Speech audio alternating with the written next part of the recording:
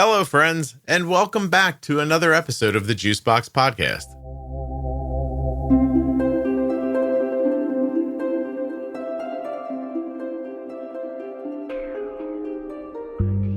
In every episode of Bolus For, Jenny Smith and I are going to take a few minutes to talk through how to bolus for a single item of food. Jenny and I are going to follow a little bit of a roadmap called Meal Bolt. Measure the meal, evaluate yourself, add the base units, layer a correction, build the bolus shape, offset the timing, look at the CGM, tweak for next time. Having said that, these episodes are going to be very conversational and not incredibly technical. We want you to hear how we think about it, but we also would like you to know that this is kind of the pathway we're considering while we're talking about it. So while you might not hear us say every letter of Meal Bolt in every episode, we will be thinking about it while we're talking. If you want to learn more, go to juiceboxpodcast.com/meal-bolt. But for now, we'll find out how to bolus for today's subject. While you're listening, please remember that nothing you hear on the Juicebox Podcast should be considered advice, medical or otherwise. Always consult a physician before making any changes to your healthcare plan or becoming bold with insulin.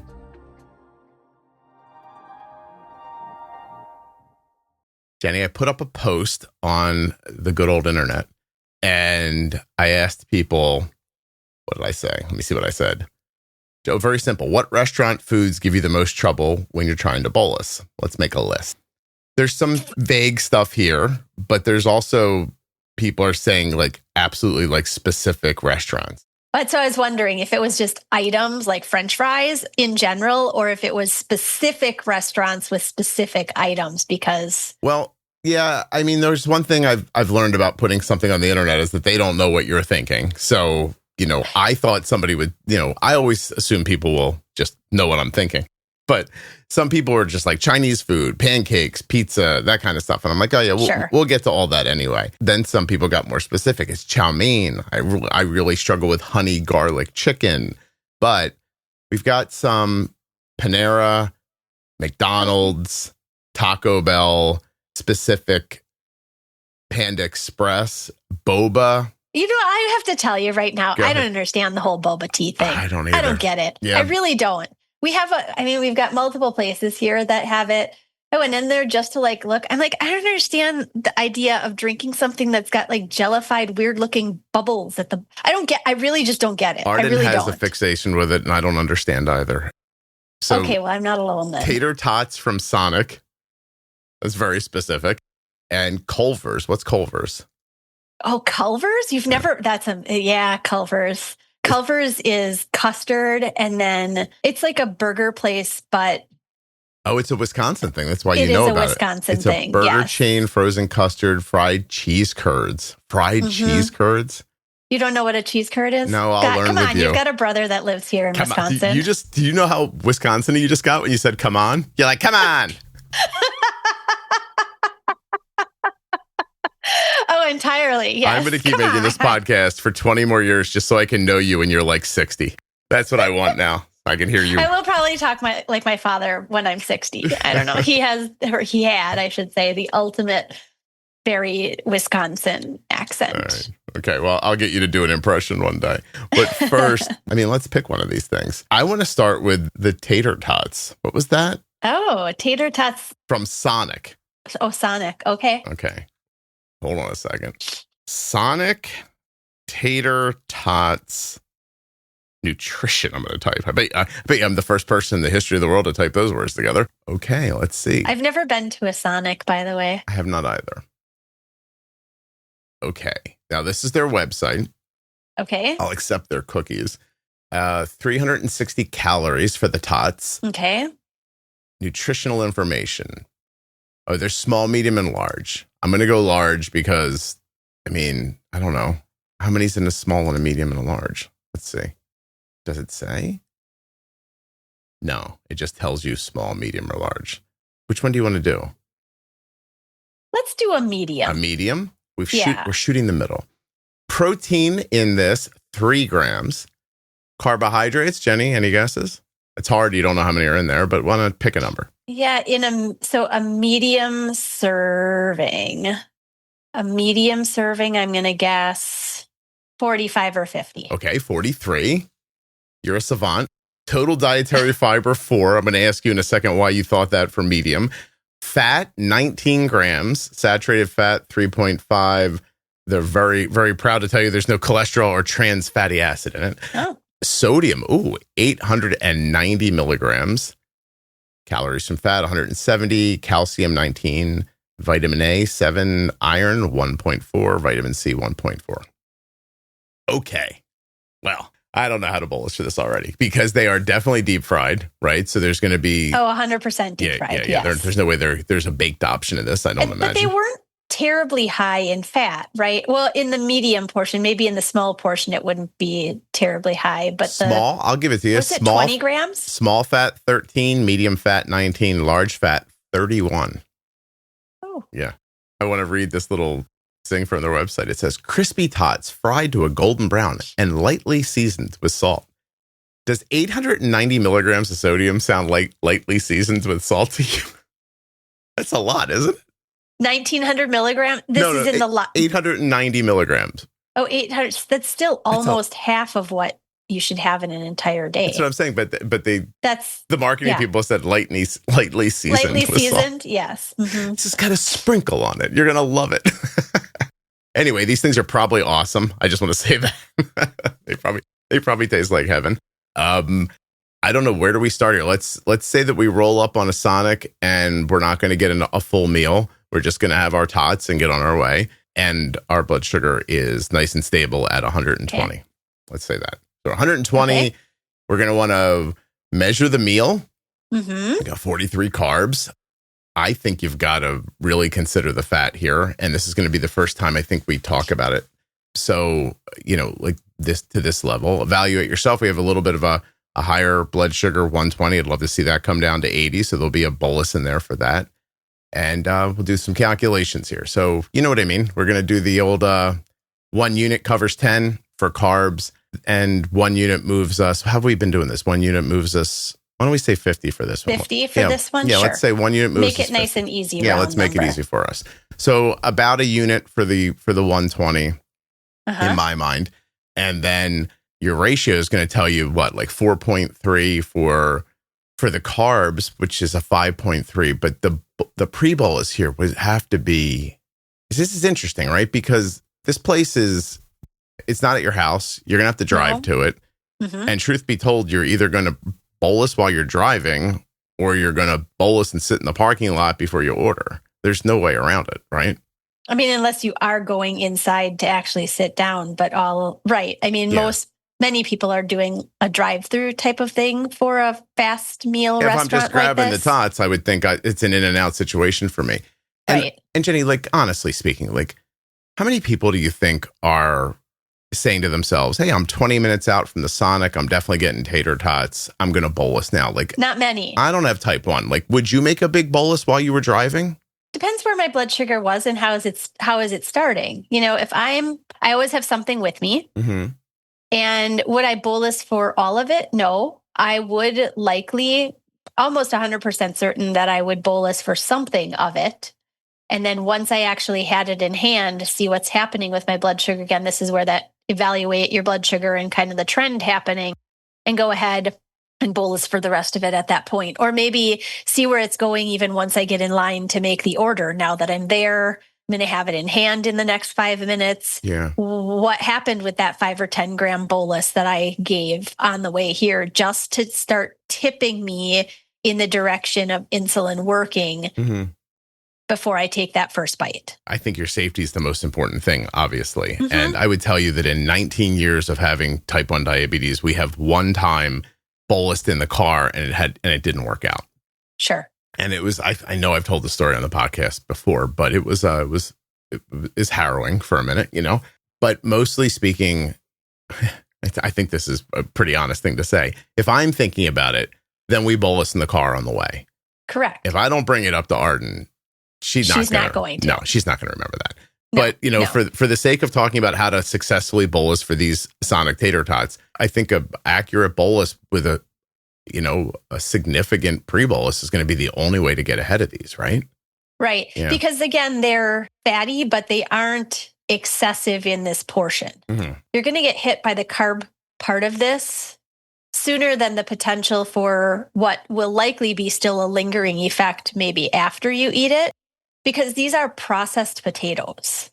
Yeah. Right? It's not they from your are garden. broken down, they're smashed up, they're pre-cooked before they get fried. So their glycemic impact is absolutely going to be a heavier, quicker hit. Okay. I think what confuses people often is that they know that this is a fried food. So they may expect it to have a slower impact on their blood sugar when really that slow impact is coming, but it's not the immediate of what they're going to see happen to their blood sugar. Okay.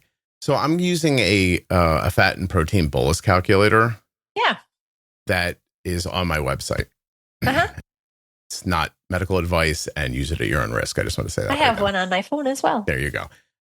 It asks me for grams of fat, grams of protein, grams for insulin to carb ratio, grams for 1 unit. So I tell it 10. And it tells me that the carbohydrate equivalent of the fat is 18 grams. That seem about right to you? Yeah, 19 grams of fat.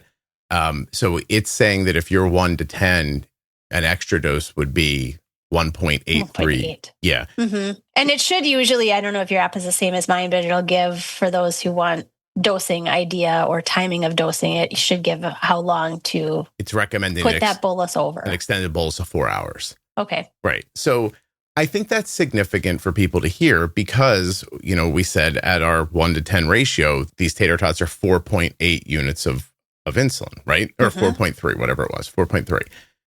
2 more units is like 40% more. Like that's a lot more insulin. And I think that not understanding that piece is the spot where you get into the I don't know what happened. I just had tater tots. They seem like benign, right? There's probably a handful of them.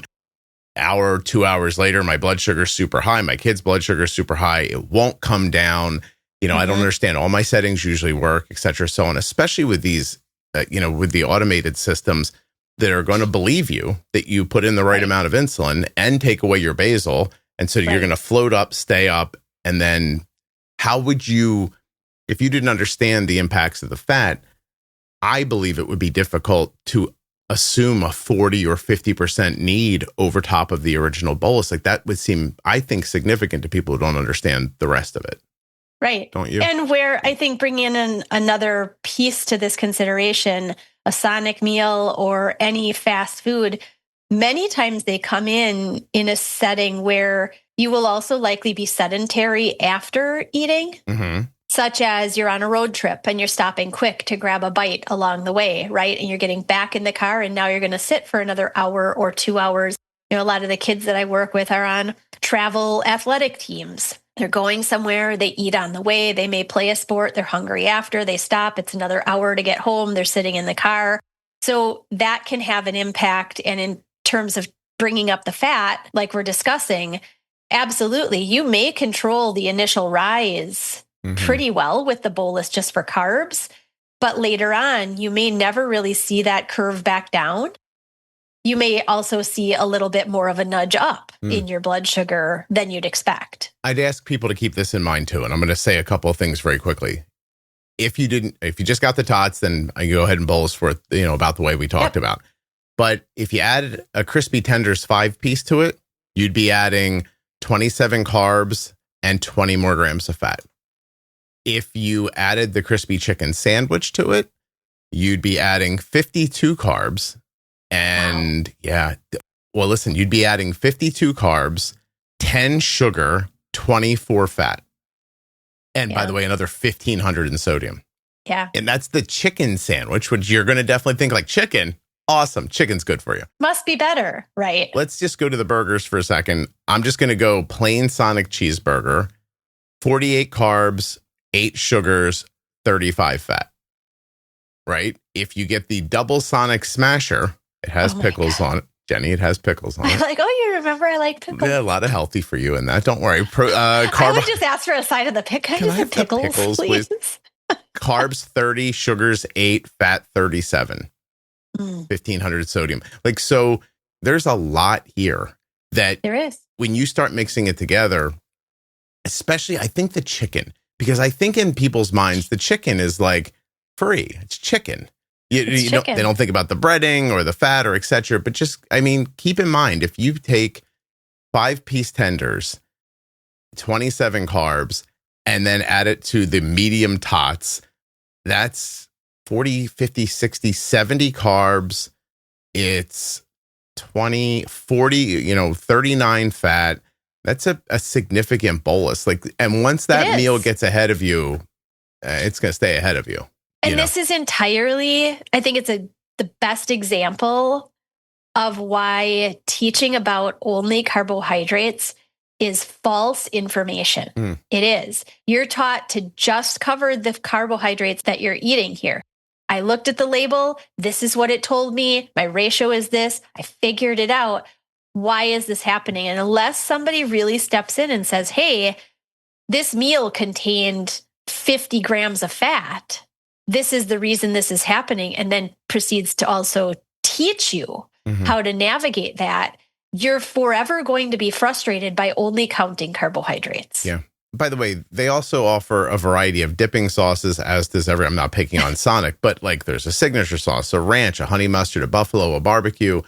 Those things, I find people don't think about that at all. Like ketchup. Oh, no. I think ketchup's one that, people are like, oh, I have a burger and ketchup. And, there's a tablespoon or 2 tablespoons of ketchup later, and you're probably looking at a quarter cup of it if you're, honestly, come on. Seriously? Right? You think?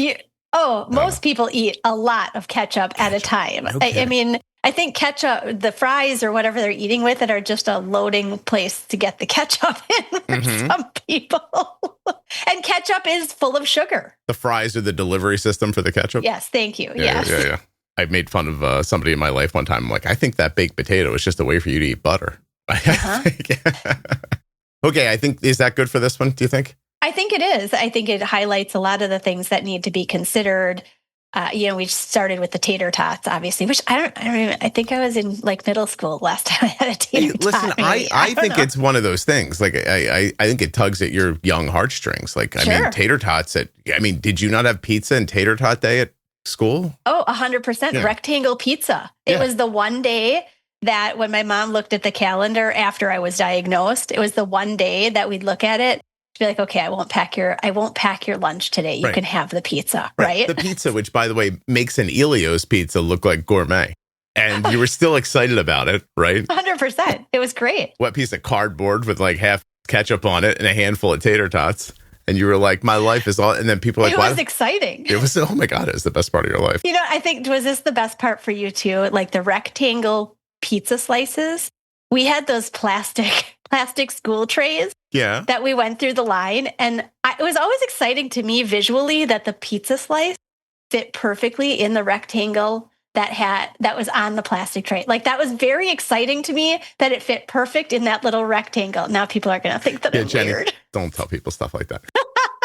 Hey, let me tell you something here. The original cold brew iced coffee at Sonic, there are 4 sizes: small, medium, large, and something called RT44. What could RT44 stand for? Not the point. The RT44 size has 82 carbs in it, 58. Is it 44 ounces? Is it? I don't know. I'm just asking. Maybe there's a number there, so I'm curious if that's the size. I'm looking. Kind of like the slushies at 7-Eleven that are like gigantic. I don't know. It has 82 carbs, 58 grams of sugar. God, there's 460 milligrams of salt in that. That's crazy. Is that not crazy? How many calories are you supposed to have a day? Like 2,000? It depends on your activity level, your age, all that kind of stuff. But in general, this is, again, a big reason that drinking your calories in general shouldn't be done. All of the drinks from any of the national brands, they're not a way to take in calories because they're not ones that register with your brain. The small has 28 carbs, 20 sugars in it. 5 fat. There's fat in coffee? Well, probably because if it's mixed, Milk, it's probably maybe? got half and half. Yeah. I don't drink coffee. Anyway, just want you to know that because it's listed as the breakfast coffee. I don't know, in my mind makes it sound like it's, healthy. It's for breakfast. Healthy. Right. It's your breakfast coffee. Yeah, Maybe it's got some good protein or something in it. Maybe. I don't know. All right. I'll see you. Thanks.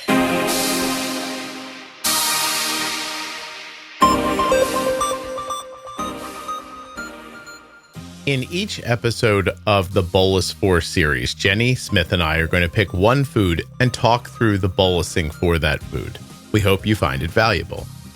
Generally speaking, we're going to follow a bit of a formula, the Meal Bolt formula, MEALBOLT. You can learn more about it at juiceboxpodcast.com/meal-bolt. But here's what it is. Step 1, M, measure the meal. E, evaluate yourself. A, add the base units. L, layer a correction. B, build the bolus shape. O, offset the timing. L, look at the CGM. And T, tweak for next time. In a nutshell, we measure our meal. Total carbohydrates, protein, fat, consider the glycemic index and the glycemic load. And then we evaluate yourself. What's your current blood sugar, how much insulin's on board, and what kind of activity are you going to be involved in or not involved in? Do you have any stress, hormones, illness? What's going on with you? Then A, we add the base units. Your carbs divided by insulin to carb ratio, just a simple bolus. L, layer a correction, right? Do you have to add or subtract insulin based on your current blood sugar? Build the bolus shape. Are we going to give it all up front, 100% for a fast digesting meal, or is there going to be like a combo or a square wave bolus? Does it have to be extended? Offset the timing. This is about pre-bolusing. Does it take a couple of minutes this meal, or maybe 20 minutes? Are we going to have to again consider combo square wave boluses and meals? Figure out the timing of that meal. And then L, look at the CGM. An hour later, was there a fast spike? 3 hours later, was there a delayed rise? 5 hours later, is there any lingering effect from fat and protein? Tweak.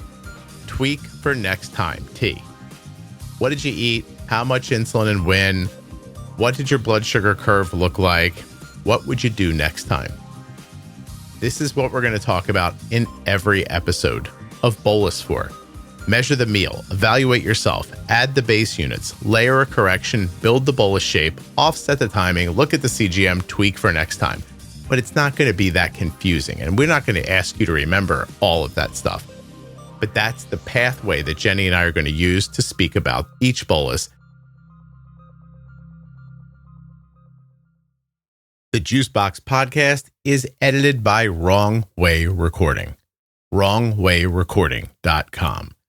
If you'd like your podcast to sound as good as mine, check out Rob at WrongWayRecording.com.